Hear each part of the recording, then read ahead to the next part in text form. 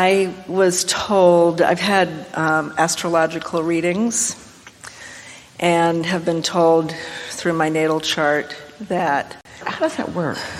They take your birth date, where you were born, the time you were born. All the past stuff? The stuff that happened before you put anything in your vortex? The stuff that... Really? We're just playing with you a little bit, but I understand. We are playing with you. So what's the big question? The question is, there's manifestation and there's predictions based on the fact that you didn't just begin when you were born here. The fact that you are and were consciousness coming in does mean that you did set intentions in motion. And so we are never going to say that there is nothing to all of that, because there is something to all of that. So you get here just as you planned, from an atmosphere, non-physical atmosphere of non-resistance, and came into a time and space, and then began having experiences and continuing the creation by launching your rockets of desire. And so all we are suggesting in this conversation about astrology is that you understand that once you got here, in other words, your immersion into this time-space reality was perfect every single time. And then you got here and you began offering new intentions, and it's the gap between where you stand and what this vortex is that you are really all about. And so we could say to 100% of you that getting here went really well, because you came from non-physical just the way you intended to, from an atmosphere of no resistance. But after you got here, you started sort of mucking it up a little bit. So that's the part that you're really wanting to focus upon. So we cut you off. We didn't even let you ask your question, but now we have prepared you for what you know the answer is going to be. Ask your question. I've forgotten what my question was. Good. One day, early on in Jerry and Esther doing this work, they were at a dinner table with a lot of people who had been at the seminar. They all went to a restaurant and sat around a big table, and somebody had a book of astrology, and it was a few volumes. They were big, big books. And they were passing it around, and they were saying, whoever brought the books, pick your birth date and the time of your birth as nearly as you can, and read what it says. And so it was a great hit. Everyone was passing it around the table, and the book came to Esther at the precise moment that the waiter was taking her order. And so she's giving her order to the waiter, and Jerry said, I'll find you in the book. So he found her in the book, and when she came back to focus on the book, he said, here, and she read it, and she said, oh my God, that's exactly, how precise could that possibly be? And Jerry said, I don't know, I just opened the book and pointed. So my question is, because this was ingrained in me. Say what? Because this was ingrained in me. A lot of things were. Yes. Getting sick and dying is ingrained in you. Everything that everybody's got, you're probably going to get. 1 out of 4 has it, and you're probably the one. All of this is ingrained in you. There's not enough money to go around. That's ingrained in all of you. The rich are taking it all, and there's a finite pie with only so much money in it. And if you're not born into it, you're not going to get it, or if you're not doing something. In other words, a lot is ingrained in you. That's no excuse. A lot is ingrained in you. What you're wanting to do is measure what you're focused upon, which may be what's ingrained in you, against or with your inner being's point of view about saying. Because we're not saying it's incorrect. We're just saying there are paths of much lesser resistance that you can follow. Connect the current dots. Backstage for Esther, Val always leaves a notepad, different sizes, but she always needs one, because she knows that Esther likes to sit and do a focus wheel, or now Esther's doing her bag of marbles, and so she wants something to write on. And she always leaves a pen. And Esther picked it up, and off she went, and the pen was out of ink. And Esther thought, well, I usually bring a pen, but I didn't bring a pen because I thought there would be a pen. And so she just got on the radio and asked Jared if he had a pen, and he brought her a pen, and that's great. And then Esther noticed this pen that has no ink in it has a stylus on the end of it, and Esther lost her stylus on the airplane. So is it possible that the universe is so on Esther's side that that pen, which was chosen randomly by Val, was chosen for the stylus because Esther can always get another pen? Now, that feels like reaching. That feels like, trying to make something work in this psychobabble, mumble-jumbo that Abraham is offering. Or is it legitimately the universe always working things out for you? Every single thing right down to a minute detail. And is anything really going wrong? And so we're just saying, if we were standing in any of your physical shoes, we'd be aware of what we're offering vibrationally and aware of what that's attracting, and that would be the emphasis that we would be applying. That's the guidance that we would be looking for. So can you talk to me about pivoting out of a belief that is hard to get rid of? No, we can't, because you can't stop thinking about that thing you're thinking about. Stop and thinking about. I'm not going to think about that anymore. Yes, you are. You're doing it right now. Think about something else. But this is compelling. Well, then think about it. You know about prioritization. You know about checking the boxes. You know about there being multiple boxes. You know about the ones that mean the most to you.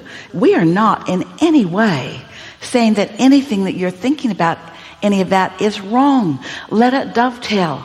But you got here, call that a day. And now get on with what you came to be about.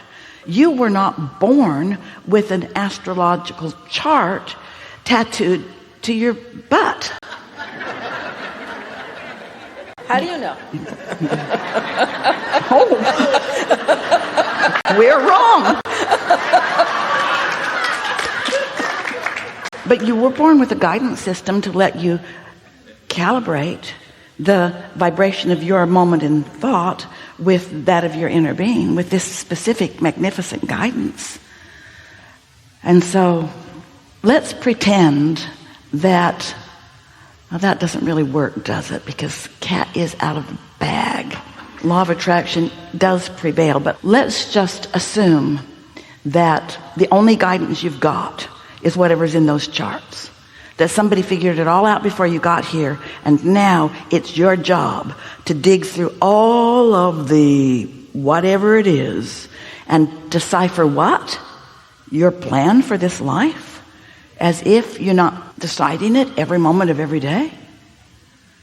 So here's some questions. What are the kinds of things that someone who has a really good grasp on all of that, what is it you would be asking of that information to provide you in terms of guidance here and now? What do you want to know? How long will I live? To be determined by your desire and alignment with it. Is it possible to manifest a relationship that is sustainable? I've never had one that is sustainable. Are you asking from an astrological point of view? Like, was it in the stars, or have we changed subjects now? We've changed subjects. Oh. Well, that was fast.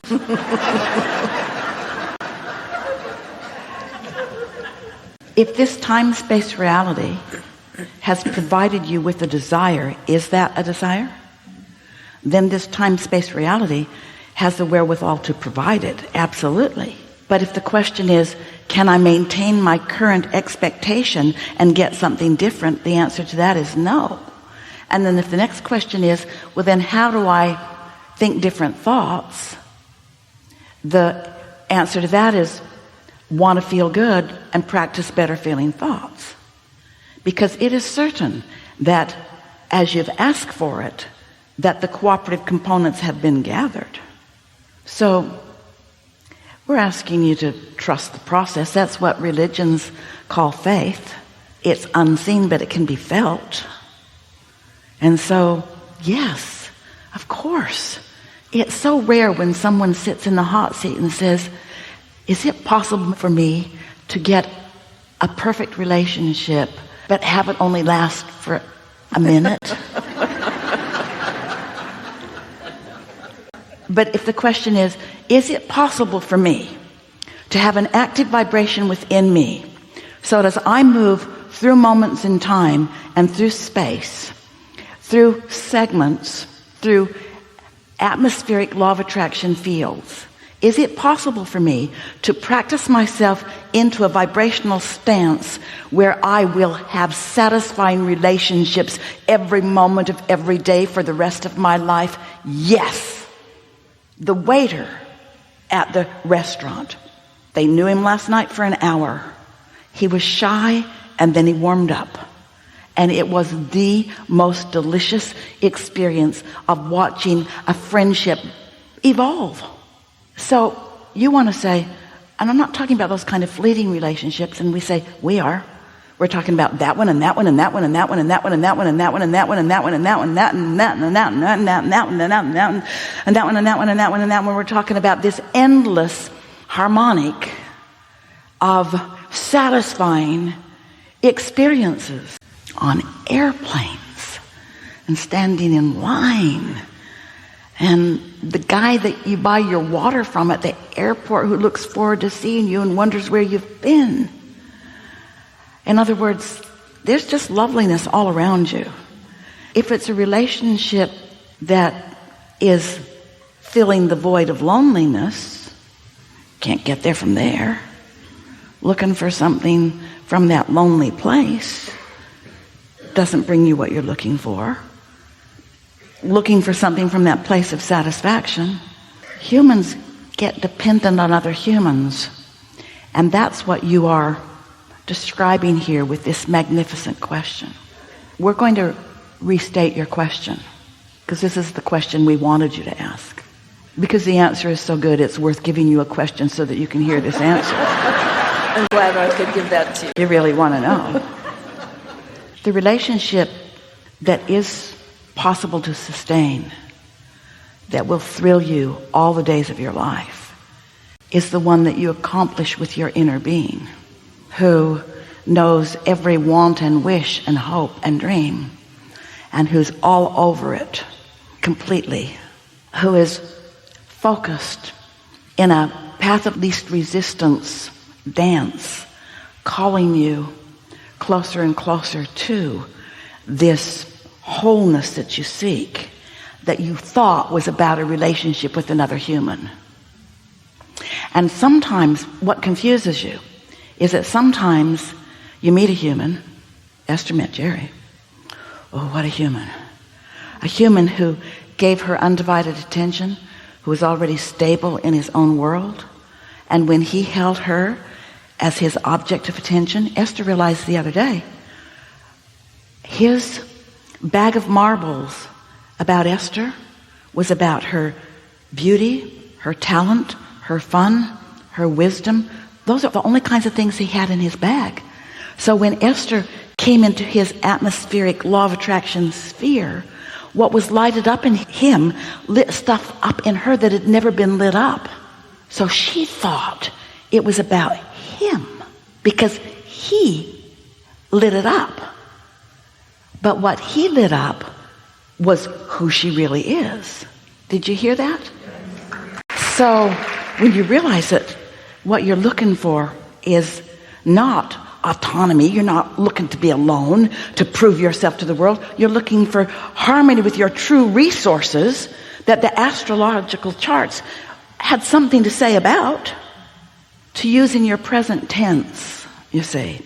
And once you do that, then whatever you want will come into your experience. But if we were standing in any of your physical shoes, we would not say to anyone we're meeting, please stay with me forever because my happiness depends on you. Because that cannot be true. Because that person has self-interests too. That person may not have planned a long-term life even. But your inner being knows where the next and the next and the next and the next and the next and the next of all forms of loveliness are for you. Helpful? Yes. Really good.